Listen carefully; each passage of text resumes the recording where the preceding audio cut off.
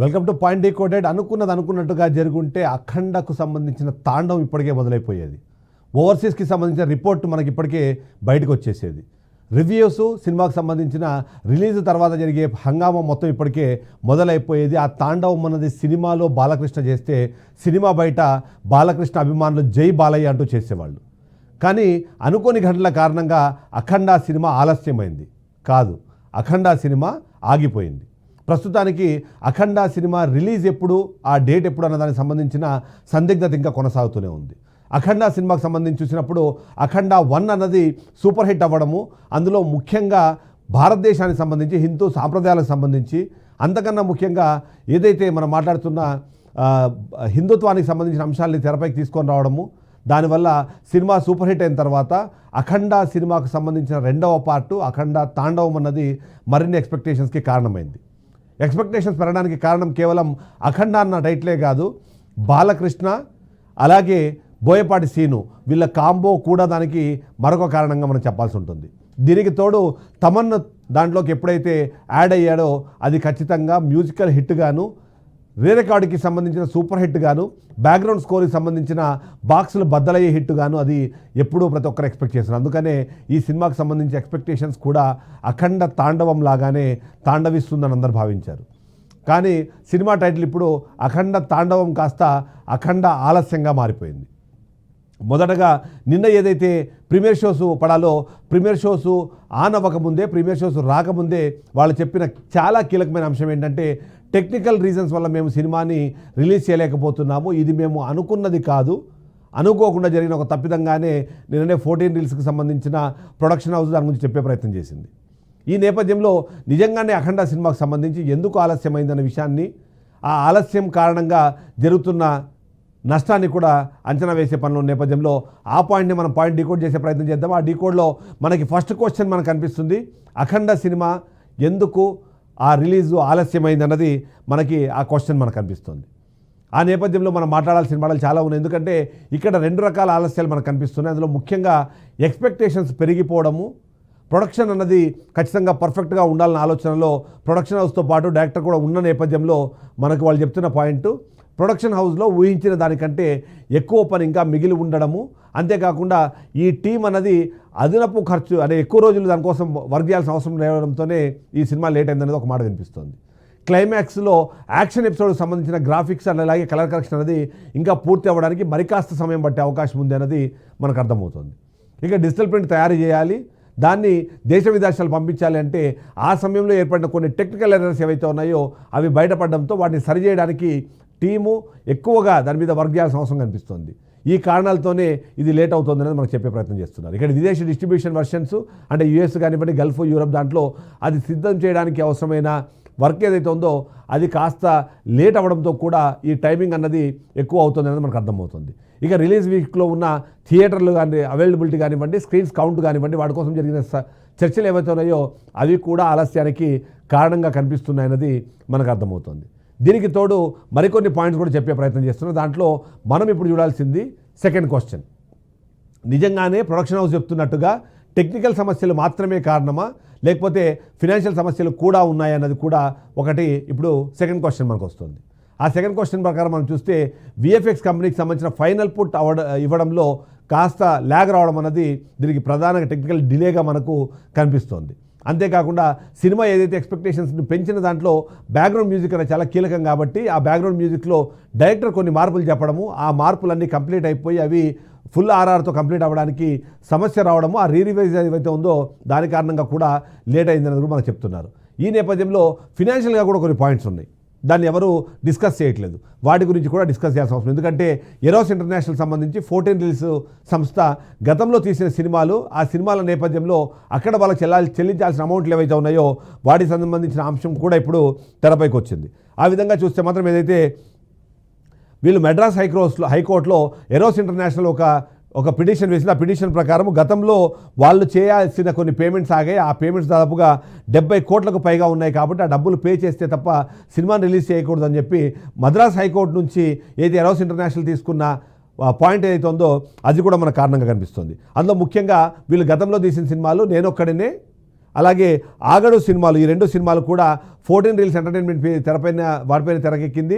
ఆ సమయంలో ఇవ్వాల్సిన పేమెంట్లు చేయకపోవడం కారణంగా ఉన్న సినిమాల్లో ఇప్పుడు రీసెంట్ రిలీజ్ని వాళ్ళు ఆపాలని చెప్పేసి మద్రాస్ హైకోర్టుకి వెళ్ళడము, హైకోర్టు దాన్ని యాక్సెప్ట్ చేయడంతోనే ఈ సమస్య మనకు కనిపిస్తుంది.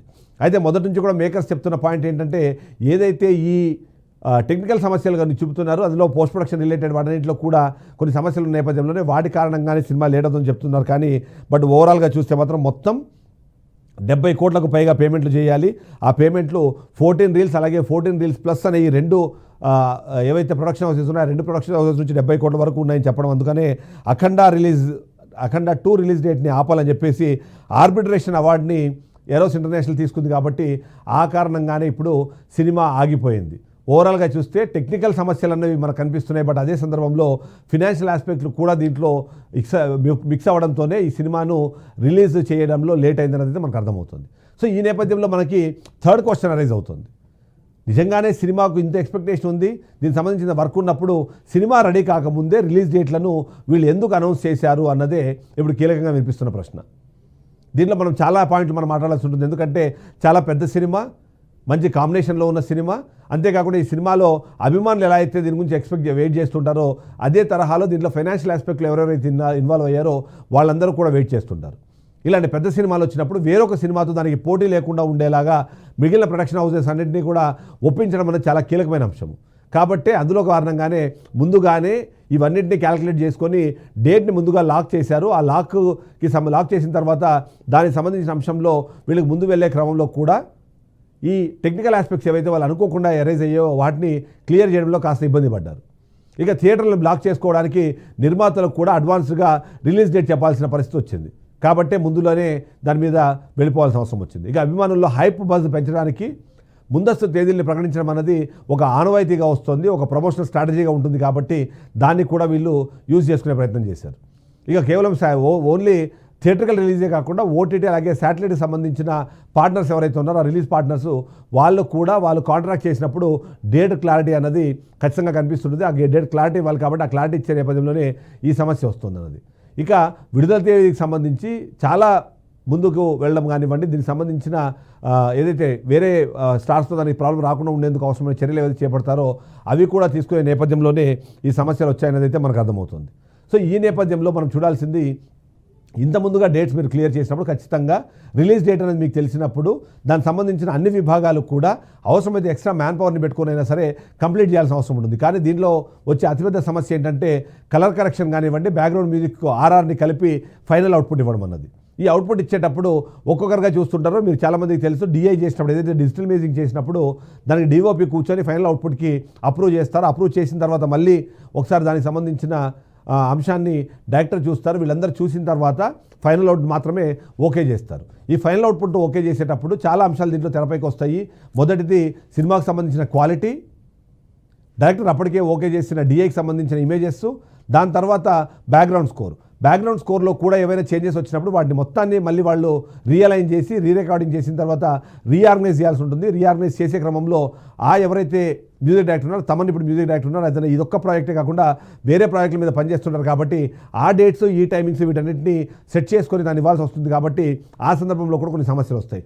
ఆ కారణంగా కూడా ఇలాంటి డిలేస్ జరిగినప్పుడు వీటన్నిటికీ కనిపిస్తుంటాయి. కానీ ఇక్కడ మనం చూడాల్సింది మాత్రము టీంకి సంబంధించిన అంశం ఎంతైతే ఉందో అంతకన్నా ఎక్కువ ఫైనాన్షియల్ ఆస్పెక్ట్స్ అనేవి మనకు కనిపిస్తున్నాయి.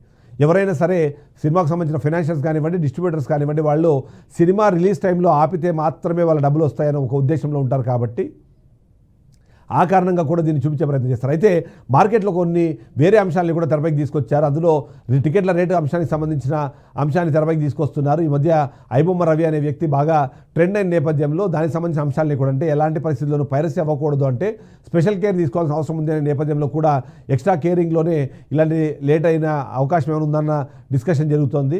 అంతేకాకుండా అవుట్పుట్కి సంబంధించి అటు డైరెక్టర్ కానివ్వండి, ఇటు ప్రొడక్షన్ హౌస్ మధ్యలో ఉన్న ఆ చిన్న డిఫరెన్సెస్ ఏవైతే ఉన్నాయో వాటి కారణంగా కూడా సినిమా ఆలస్యం అవుతుంది అన్న దానికి సంబంధించిన డిస్కషన్ జరుగుతుంది. ఇవన్నిటి నేపథ్యంలో ఫోర్త్ క్వశ్చన్ మనం ఒకసారి చూడాలి. ఎందుకంటే ఈ ఆలస్యంపై బాలయ్య అభిమానులకు సమాధానం చెప్పాల్సింది ఎవరు అన్నది. ఎందుకంటే ఈ సినిమాకు సంబంధించి అనౌన్స్మెంట్ నుంచి స్టార్ట్ చేస్తే రిలీజ్ వరకు ప్రతి అప్డేట్ని ఎప్పటికప్పుడు తెలుసుకునే ప్రయత్నం చేసేవాళ్ళు అభిమానులు. మీరు ట్రైలర్ రిలీజ్ చేసినా, చిన్న టీజర్ రిలీజ్ చేసినా, పాటకు సంబంధించిన లిరికల్ వీడియో చూసినా సరే వాటిని అందరి దగ్గరికి తీసుకెళ్లే ప్రయత్నం చేసేది ఖచ్చితంగా దానికి సంబంధించిన ఫ్యాన్స్, ఆ అభిమానులకు సమాధానం చెప్పాల్సిన ఆ బాధ్యత ఖచ్చితంగా ప్రొడక్షన్ హౌస్కు మాత్రమే ఉంది. ఎందుకంటే ప్రొడక్షన్ హౌస్ వీళ్ళందరినీ కోఆర్డినేట్ చేసుకోవాలి. అటు డైరెక్టర్ కానివ్వండి, డిఐ కానివ్వండి, లేకపోతే దానికి సంబంధించిన మ్యూజిక్ కానివ్వండి, మిగిలిన పోస్ట్ ప్రొడక్షన్ కానివ్వండి, ప్రొడక్షన్ పాయింట్ ఆఫ్ వ్యూ అన్నిటికీ కూడా సమాధానం చెప్పాల్సింది ప్రొడక్షన్ హౌస్. ఆ తర్వాత సమాధానం చెప్పాల్సింది డైరెక్టర్. ఆ డైరెక్టర్ వాళ్ళిద్దరు ఇవ్వాల్సిన సమాధానం ఖచ్చితంగా ఉంటుంది. ఇక క్రియేటివ్ టీము ఆ సినిమా దానికి సంబంధించి ఎప్పటికప్పుడు దాని ప్రోగ్రెస్ని చూసుకొని ఆ ప్రోగ్రెస్ని ప్రొడక్షన్ హౌస్కి, ఆ ప్రొడక్షన్ హౌస్ నుంచి ఆ తర్వాత వాళ్ళకి సంబంధించిన ఫ్యాన్స్కి ఇవ్వాల్సిన అవసరం ఉంటుంది. డిస్ట్రిబ్యూటర్లు అన్నది రిలీజ్కి సంబంధించిన ప్లానింగ్ పైన స్పష్టత ఇవ్వచ్చు. ఎందుకంటే స్క్రీన్ కౌంట్ అన్నది వాళ్ళపైనే ఆధారపడి ఉండే అవసరం ఉంది. కాబట్టి దానికి అనుగుణంగా వాళ్ళు అక్కడ ఆన్సర్ చెప్పాల్సి ఉంటుంది. ఇక ప్రమోషన్ కానివ్వండి, మార్కెటింగ్ టీంలో ఆలస్యానికి కారణాలు ఖచ్చితంగా మీడియాకి చెప్పాల్సిన అవసరం ఉంటుంది. లేకపోతే జనాలకు తెలిసే అవకాశం ఉండదు. లేదు అంటే మాత్రం ఖచ్చితంగా ఫ్యాన్స్ డిస్టర్బ్ అయ్యే అవకాశం ఉంటుంది. ఇవాళ మనం చూస్తే ఎక్కువ శాతం థియేటర్లకు సంబంధించి వాటిని ఇప్పటికే సజాయించారు. ఆ థియేటర్లకు సంబంధించి వాళ్ళ అంతంలో ఉన్న సినిమాలు, పాత సినిమాలు ఏవైతే ఉన్నాయో వాటిని తీసేసి కొత్తగా వాళ్ళు ఇప్పుడు ఆల్రెడీ వాటికి సంబంధించిన టికెట్లు అమ్ముకోవాలి. కానీ టికెట్లకు సంబంధించిన సేల్ స్టార్ట్ అయిపోయింది. చాలామంది టికెట్లు కొన్నారు. కానీ కొత్త సినిమా కాకుండా పాత సినిమాకి ఫ్యాన్స్ ఎవరు వెళ్ళరు. కాబట్టి అక్కడ వచ్చే టెక్నికల్ అంశాలు వాటన్నింటినీ కూడా చూసుకోవాల్సిన బాధ్యత ఉంటుంది. కాబట్టి ఈ సమాచారాన్ని ఖచ్చితంగా ప్రొడక్షన్ హౌస్ అన్నది ఖచ్చితంగా ముందుకు తీసుకెళ్ళి వాళ్ళకి చెప్పాల్సిన అవసరం అయితే కనిపిస్తుంది. ఈ నేపథ్యంలో అఖండ తాండవం అన్నది అఖండ ఆలస్యమైన నేపథ్యంలో ఈ సినిమా రిలీజ్ డేట్ని మరొకసారి ప్రకటిస్తామని చెప్పి ఇప్పటికే అఫీషియల్గా 14 రీల్స్కి సంబంధించిన ప్రొడక్షన్ హౌస్ చెప్పింది. కాబట్టి ఆ రిలీజ్ డేట్ ఎప్పుడు ఉంటుంది, దానికి అనుగుణంగా ప్రమోషనల్ యాక్టివిటీ ఏముంటుంది, రిలీజ్ లేట్ అయిన నేపథ్యంలో ఇప్పటికే కొద్దిమంది ఫ్యాన్స్ డిసప్పాయింట్ అయిన నేపథ్యంలో వాళ్ళని చీరప్ చేయడానికి ఏం చేస్తుంది ప్రొడక్షన్ హౌస్ అన్న దానిపైన కూడా ప్రశ్నలు తలెత్తుతున్నాయి. ఒక షార్ట్ బ్రేక్ తీసుకుందాం. బ్రేక్ తర్వాత పాయింట్ కూడా కంటిన్యూ అవుతుంది. ఏదైతే మనం చూస్తున్నామో పుష్ప 2 రిలీజ్కి సంబంధించిన అంశం కన్నా ఎక్కువ ఆ నేపథ్యంలో జరిగిన ఒక తొక్కిసలాట, అందులో ఇబ్బంది పడిన ఒక కుటుంబము, అందులో ఒక శ్రీతేజ్ అనే ఒక బాలుడికి సంబంధించిన డిస్కషన్ మరొకసారి స్టార్ట్ అయిన నేపథ్యంలో దాన్ని కూడా డీకోడ్ చేసే ప్రయత్నం చేద్దాము. పుష్ప నిజంగానే ఫైరా లేక ఫ్లవరా? ఒక షార్ట్ బ్రేక్ తీసుకుని బ్రేక్ తర్వాత షో కంటిన్యూ అవుతుంది. Stay tune.